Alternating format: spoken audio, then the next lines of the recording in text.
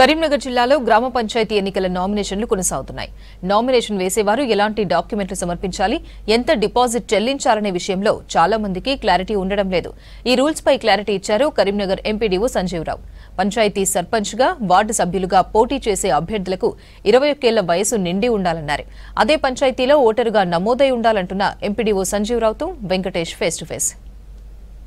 గ్రామ పంచాయతీలకు తొలి విడత ఎన్నికల నోటిఫికేషన్ విడుదలైంది. ఈ రోజు నుంచి అన్ని గ్రామాల్లో కూడా అంటే మొదటి విడత ఎన్నికలు జరిగే గ్రామాల్లో నామినేషన్ల ప్రక్రియ జరుగుతోంది. కరీంనగర్ రూరల్ మండలంతో పాటు అటు చొప్పదండి, రామడుగు, గంగాధర, కొత్తపల్లి ఈ మండలాల్లో కూడా 5 మండలాల్లో 92 గ్రామ పంచాయతీలు ఈరోజు నామినేషన్ ప్రక్రియ జరగబోతుంది. ముఖ్యంగా కరీంనగర్ రూరల్ మండలానికి సంబంధించి మనం నగునూరు క్లస్టర్ దగ్గర ఉన్నాం. ఈ క్లస్టర్లో 3 గ్రామాలకు సంబంధించిన నామినేషన్లు స్వీకరించబోతున్నారు. దీనికి సంబంధించి ఎంపీడీఓ గారు మాట్లాడుతున్నారు. సార్, ఎట్లాంటి ఏర్పాట్లు చేశారు? నామినేషన్ల సందర్భంగా ఎట్లాంటి జాగ్రత్తలు తీసుకోవాల్సి ఉంటుంది? కరీంనగర్ రూరల్ మండలంలో మొత్తం 5 క్లస్టర్లు సెంటర్లు ఏర్పాటు చేయడం జరిగింది. మొత్తం 14 గ్రామ పంచాయతీలని. దీంట్లో సర్పంచులు మరియు వార్డు సభ్యుల నామినేషన్లు స్వీకరించబడతాయి.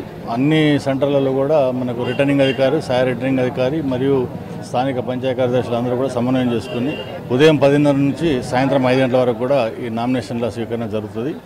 నామినేషన్ల స్వీకరణ కొరకు ఉన్న రిజర్వేషన్ వివరాలు కూడా బయట పబ్లిక్ చేయడం జరిగింది. ప్రతి గ్రామ పంచాయతీ నోటీస్ బోర్డు మీద కూడా ఎలక్షన్ నోటీస్ పబ్లిక్ చేయడం జరిగింది.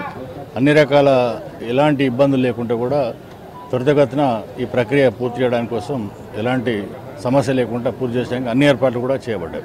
నామినేషన్ వేసే అభ్యర్థులు ఏమేమి డాక్యుమెంట్లు సమర్పించాలంటారు సార్? వాళ్ళు ఓటర్ అయి ఉండాలి. ఆ గ్రామంలో వార్డు సభ్యుడైతే ఆ ప్రపోజర్ అక్కడ ఆ వార్డు నుంచి ప్రపోజర్ కూడా ఓటర్ అయి ఉండాలి, నమోదై ఉండాలి. అదేవిధంగా 21 సంవత్సరాలు నిండి ఉండాలి. అదేవిధంగా గ్రామ పంచాయతీకి ఎలాంటి అంటే ఓవర్ డ్యూ బకాయి అనేది పడి ఉండరాదు.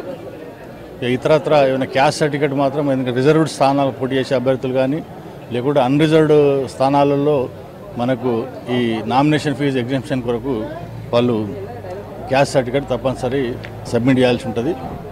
అది ఒకటి మాత్రం తప్పనిసరి. నామినేషన్ ఫీజు ఎంత ఉంటుంది సార్? దానికి ఏ రూపంలో మీకు చెల్లించాలి? డీడీ చెల్లించాలా లేకుంటే ఎట్లా ఉంటుంది? ఇప్పుడు సర్పంచ్ నామినేషన్కు జనరల్ స్థానం అయితే 2,000 రూపాయలు మరియు రిజర్వ్డ్ అయితే 1000 రూపాయలు. అదేవిధంగా వార్డు సభ్యుడు అయితే 500 రూపాయలు, రిజర్వ్డ్ అయితే 250 రూపాయలు. వాళ్ళు నగదు రూపాయన చెల్లించవచ్చు, లేకుంటే డీడీ రూపాయన చెల్లించవచ్చు, లేకుంటే ఆ గ్రామ పంచాయతీ కానీ మండల అకౌంట్లో కానీ మనకు ఛాలెంజ్ చేసి కూడా ఛాలెంజ్ కూడా సమర్పించాలి. ముఖ్యంగా గ్రామాల్లో ఎన్నికలు జరగ దాదాపు ఇప్పటికే పీరియడ్ అయిపోయి చాలా కాలమైంది. ఇప్పుడు ఎన్నికల ఏర్పాట్లు ఎట్లా ఉన్నాయి సార్? ముఖ్యంగా గ్రామాలలో ఓటర్ అవేర్నెస్ కూడా ఎట్లా చేయబోతున్నారు? గ్రామ పంచాయతీలో ఓట్లు మన ఫైనల్ ఓటర్ లిస్ట్ కూడా పబ్లిష్ చేయడం జరిగింది. ప్రతి ఒక్కరికి కూడా ఓటర్ స్లిప్స్ పంపిణీ చేయబడుతుంది మన సిబ్బంది ద్వారా, బిఎల్ఓల ద్వారా. అందరూ కూడా దీని మీద అవగాహన ఉన్నది. ఇప్పుడు అన్ని రకాల ఏర్పాట్లు కూడా చేయడం జరిగింది. కరీంనగర్ రూరల్ మండలానికి సంబంధించి పూర్తి స్థాయిలో ఏర్పాట్లు చేశారని చెప్పారు.